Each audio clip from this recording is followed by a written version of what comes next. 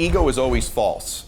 Ego is always something that raises its head when we're insecure, when we're fearful. You guys that have a friend, he's really winning, he's making a lot of money, he's just not the same, he's got a big ego all of a sudden. You'd be surprised, that money he's making, that car he's driving now, he's so afraid he's gonna lose it. He's so scared. He so believes his results have exceeded who he really is that ego shows up because he's afraid. When you see ego, know it usually means fear. It's easy to see these egos in other people, but the real winners in life, the real achievers, are so self-aware they see these things in themselves. People with no ego love themselves. You don't need the approval of other people because you've got God's approval, you've got the universe's approval, and you've got your approval. You're supposed to do something great with your life. You're supposed to contribute. You're supposed to win, but that starts with today loving yourself. Do things that are in congruence with who you really are.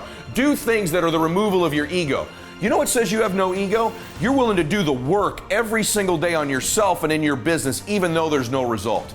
That shows no ego. You want to know you don't have an ego? You want to know you got your act together? You're doing the work right now to show how much you love yourself, how much you believe in yourself, knowing the delayed gratification is coming 6 months to a year, or maybe longer from now. I'm here to challenge you to start living like you love yourself, living like you believe in yourself, because you can't love yourself if you're not being yourself. And the real self, the real you, takes all the steps to care for you, all the steps to improve you, all the steps to grow you.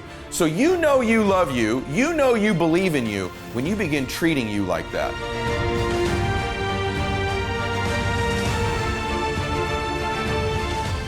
Hey, it's Ed Mylett. I just wanted to thank you for being here, and I would ask you to please subscribe to the show. If you just click the subscribe button here, I would really appreciate it. It helps the show grow so we can get even more successful guests on the program to help you.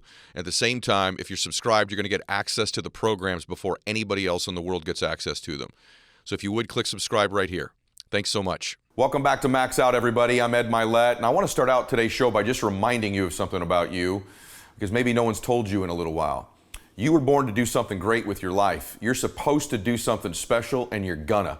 I can promise you that you have all the potential in the world within you. And I know the rest of the world is probably telling you constantly to be average, to be ordinary. You know, there's different haters you have in your life. There's people who put you in your box. There's people who overlook you, that make you feel invisible. And it's important that you hear from me that that's not who you are. And by the way, you're not even who you've already been in your life. Your past does not equal your future. Your present does not equal your future.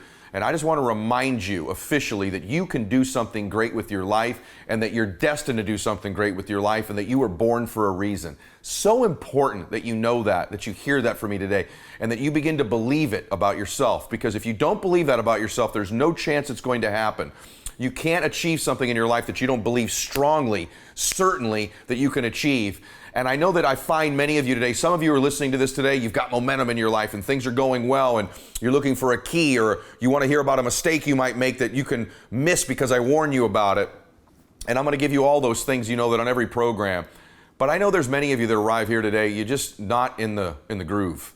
Things aren't going great. Maybe you're in a down cycle in your life. Maybe there's some letdowns and some hurts that are happening right now. And maybe a little bit of, a little melancholy, little anxiety, little fear, maybe all the way to some depression.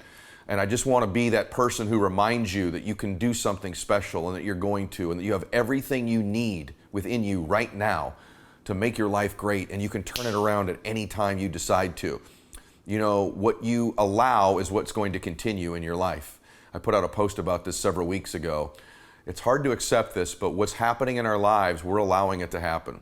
And to some extent, we almost believe we deserve it, because we produce in our life what we really believe we're worth, what we really believe we deserve. And it's hard to accept that, because it seems coincidental, you know, that the wrong person entered our life, or there was a business setback, or our car broke down, or, you know, our company went out of business, or whatever it might be. One of your clients just quit and changed their mind. And it seems coincidental, but you really truly are getting out of your life what you believe you're worth, what you believe you deserve. And you're allowing it to happen. And I'm going to challenge you today to stop that. Stop allowing it, and know that you deserve better. And so we're going to talk about something very ironic today that doesn't seem connected to it, but it's absolutely connected to it, and that's ego. See, the truth is, ego is always false. Ego is always something that raises its head when we're insecure, when we're fearful. If you meet people that you think are egomaniacs, that are constantly bragging about themselves, these are the most insecure people that you know. They're the most fearful people that you know. They're the most scared, and they're usually the least happy. And so, but I'm going to say something to you today. I want you to consider as I go through ego today. I know you think, wow, I'm so down on myself. How could I have an ego? It's actually the people that are down on themselves that actually have their ego materialize and show up more often than they think. And it's their ego that may actually be holding them back. You think, wow, how could someone with low self-esteem have a big ego? Well, trust me, they do.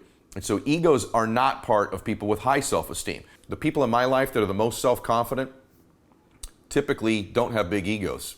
And so I want to talk to you about that today. By the way, I'm covering this today like many things I cover because it's something I struggle with. My ego will step forward often in my life, and it usually steps forward when I'm the most scared. It could be when I'm achieving. I'm starting to be pretty full of myself, right?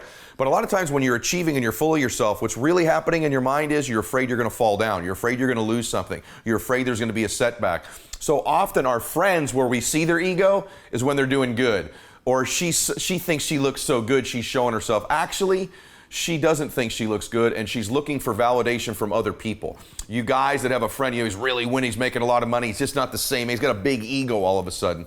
You'd be surprised. That money he's making, that car he's driving now, he's so afraid he's going to lose it. He's so scared. He so believes his results have exceeded who he really is. He's so out over his skis that ego shows up because he's afraid. When you see ego, know it usually means fear. And I know that sounds counterintuitive, but it's true. So we're going to talk about just recognizing our ego when it shows up, because for me, either someone else points it out to me, close to me, or I see it in myself. If you have to wait around for other people to tell you, hey, your ego's out of control, it's too late usually. So we've got to be able to see our ego when it rears its head, be aware of it, and it loses its power over us. We can go back to being our real selves, which is point one today. You can't love yourself if you're not being yourself. You can't love yourself if you're not being yourself. And when our ego shows up, in a minute, I'm going to show you some not so subtle ways egos show up, and you're going to see what I mean about maybe your ego is present. But remember this, when ego shows up, we're not ourselves. We're not connected to God. In other words, if you can let go of your ego, you can let God in. When you can let go of your ego, you can let your real confidence in. When you let go of your ego, you can go really become who you were born to be. And so oftentimes, this is so important you get. You may be losing right now because of your ego. Because of your ego. Because you're not feeling good about yourself. And so let's get into some of the things that are indicative of big egos. The really obvious ones that I want you to look at when they rear their head sometimes for you or others. But then we're going to go to the not so obvious ones, and then we'll talk about a solution. So here we go. Here are some of the signs that your ego is taking over in your life. Number one, defensiveness. It's not one you'd think of, is it? Defensiveness. You ever meet somebody who's very defensive, very reactive about whatever their situation is or whatever you're asking them about? Their ego is rearing its head. Sometimes we need to respond to criticism to get better, and when we're defensive about it, that's our ego rearing its head. So in yourself and in other people, do you see any defensiveness patterns for you? This is an ego issue. Number two thing that's ego issue is always trying to be right or prove what you're saying to be true in excess. If you ever meet somebody who's kind of going out of their way to prove what they're saying is true, this is usually their ego taking over because they know what they're saying may not be true, and this is their ego rearing its head. The second thing is the need to always win in a disagreement, the need to always win in a fight. This is an ego issue that somehow if you concede to somebody that they've made a great point and maybe you need to make an adjustment or a change, that somehow you're weak. This is made out of a position of insecurity. So believe it or not, that's an ego move based out of the insecurities you have. You don't always have to win every disagreement. It's okay to say, I'm sorry. It's okay to admitting you're sorry, admitting you're wrong, being open to criticism and changing is a sign of confidence and strength, lack of ego. Ego is when we're weak and insecure and we have to win. We have to prove what we're saying is true. We have to prove we're right. If you see this tendency in someone that you're in a relationship with, you're in business with, or in yourself, this is their ego rearing their head and they're never going to fulfill their full potential. I know many of you right now, that's so-and-so at work, that's my spouse, that's my girlfriend, that's my boyfriend, that's my dad, that's my mom. And that's great that you see it in other people, but is it you? Just ask yourself honestly, is it you? It's easy to see these egos in other people. But the real winners in life, the real achievers are so self-aware they see these things in themselves. Number three, ego issue, pride and boasting, constantly bragging about themselves, boasting about their achievements, boasting about what they have going, being very prideful in their behavior. The Bible talks often about, the maladies of having pride in our life. But if you're bragging, if you're boastful, if you're prideful all the time, this is someone with a big ego. That's one of the more obvious ones. We go, I know that, but do you see that in someone you love? Do you see that in someone in business? Do you see prideful and boasting in yourself? The next one's a not so obvious one, revenge. Do you seek revenge against people? Do you want to get back at somebody? Do you know people who are constantly getting back at somebody? Revenge is ego every single time. Next, possessiveness. Possessiveness is an ego thing. We don't own people, and our desire to control people, control situations, to possess people almost is an ego issue. And when you see this in other people in your life, someone's trying to be possessive of you in your business or in your personal relationships, know this is an ego out of control happening, and they better get that ego in check, or it's going to make your life miserable being in a relationship with them. And if you have this issue, you're going to make people around you miserable trying to possess them as well. Be honest. Does this fit you or someone you love or no? Talking poorly or gossiping about other people, number one sign of insecurity, and that's ego. You think, wow, he's right. Insecurity and lack of confidence is actually ego, and it is. And so people who gossip, who talk about others, try to go an entire day of your life without talking about another person in a negative way. Actually, try to go about an entire day of your life without talking about another person. Just try to not talk about another person to other people for an entire day. And it'll begin to reveal to you how often maybe even you do it. And I say this because it's true of me. I always say I'm positive. I never talk bad about people. But that's not true. I have moments of weakness, especially when I'm with other people who sort of do that. I start to behave more like them. And maybe you do too. When you're around gossipers, do you gossip or do you stay above it? This is a sign of insecurity. It's a sign of weakness. Do you see this in you? Be honest. Where you talk about other people in the presence of other people, or do you know somebody who's like this? Either you or them have an ego issue. Next is what I call the gym weirdos. You ever been at the gym and you see that woman or that guy constantly flexing in the mirror all the time? Like that, just it makes you almost uncomfortable, doesn't it? Or maybe you have a friend who's constantly looking in the mirror, constantly checking their phone, constantly posting only filtered pictures on social media, right? They're just constantly obsessed with what they're looking at themselves. These are out of control ego people, right? So ask yourself a question. Is that you or somebody that you care about? Bullying. Bullying is an ego issue. Only insecure and weak people bully people. When I say bully, I'm not just talking about children in school. I'm talking about at work. You may have a boss that's a bully. You may have somebody in your department that's a bully. You may have a leader that's a bully, that their only way to get you to move and perform is bullying. This may surprise you, but as a child, I was bullied regularly because I was undersized and they'd call me Eddie Spaghetti and I just didn't have confidence. Bullies figure out who the unconfident kids are, don't they? And so I got picked on a lot. Not only did I not have any confidence, I was insecure, I was also small. So I was a great target for bullies.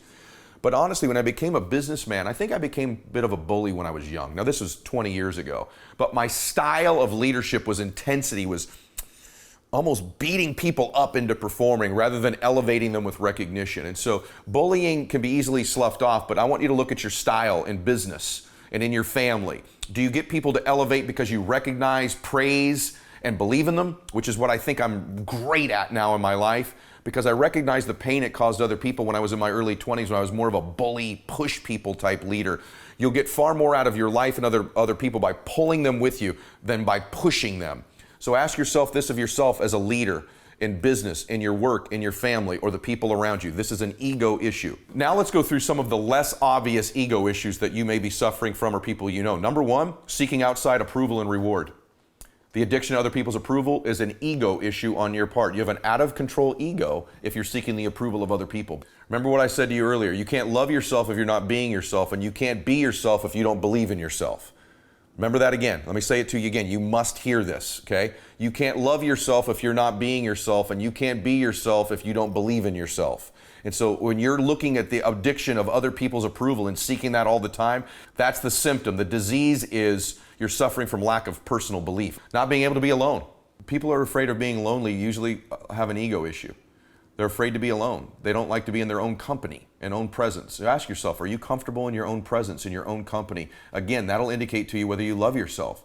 Another ego issue is that you only hang around people who agree with you. You only hang around people who believe exactly politically what you believe, exactly what you believe religiously, exactly what you believe about society. You know, a rich life, a confident person is willing to associate with people who have different opinions and express them. An unconfident person can only surround themselves with people who think exactly like them. And that's a formula for a really boring life. It's a formula for no growth. There's no one to challenge you. There's no one to stretch you. There's no one to make you think differently. There's no one to help you express your opinions. One of the great things about having a different opinion than a friend is you get to express that. And maybe it reinforces your strength. Maybe they persuade you. Next level is really subtle, is you're offended by criticism. If you're offended by people's criticism, you really have an ego issue. You need to look at that or the people around you that do. I'm going to give you two more that are ego issues that you need to look at. Are you stuck in the past? Are you constantly telling old stories from your past?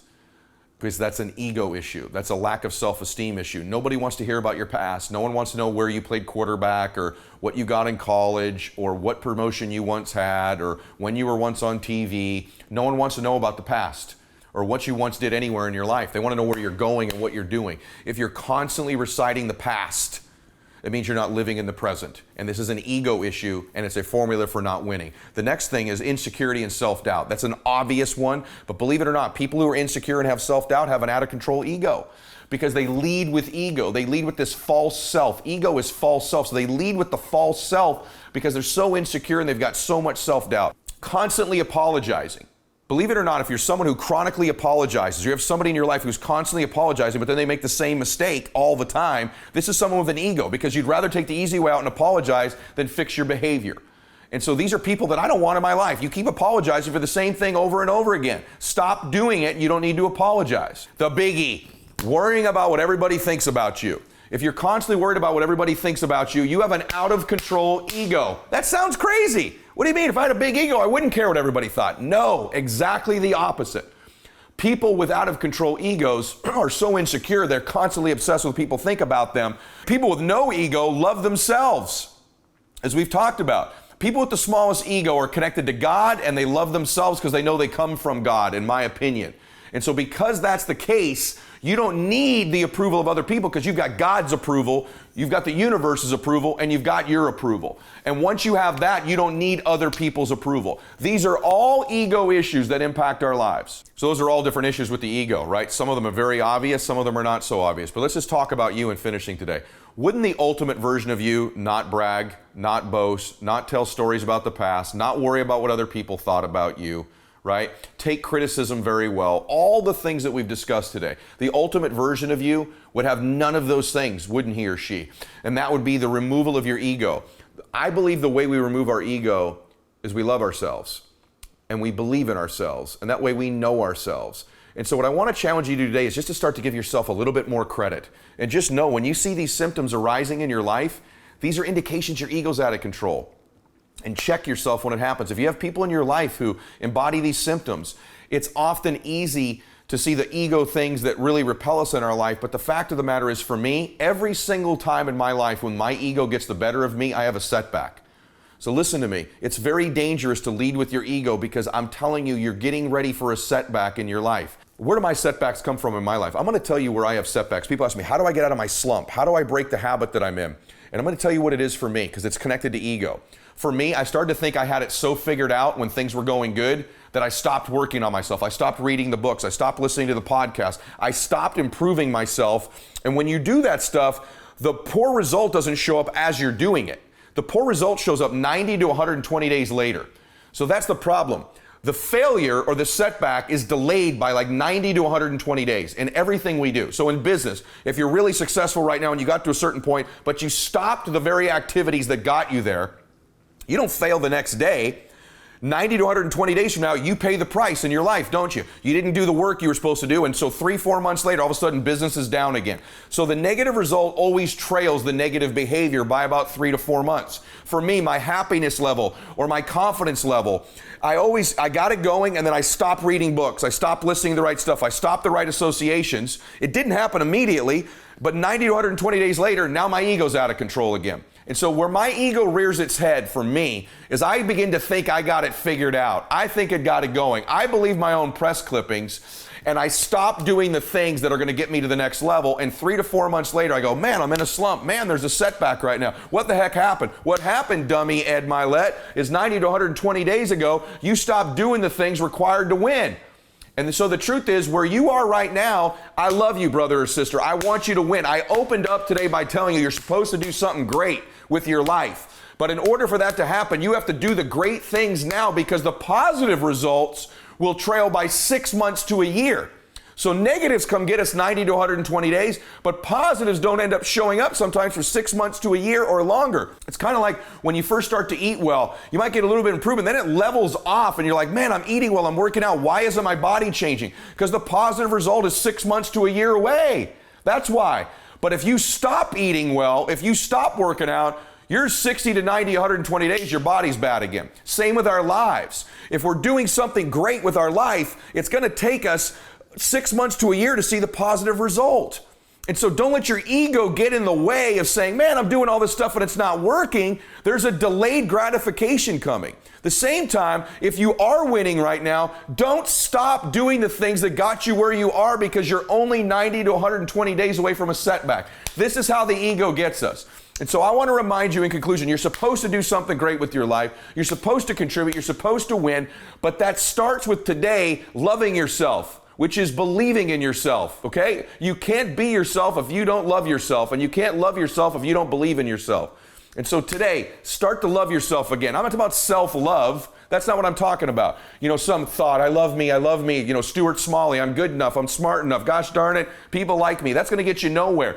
Do things that are in congruence with who you really are. Do things that are the removal of your ego. You know what says you have no ego? You're willing to do the work every single day on yourself and in your business, even though there's no result.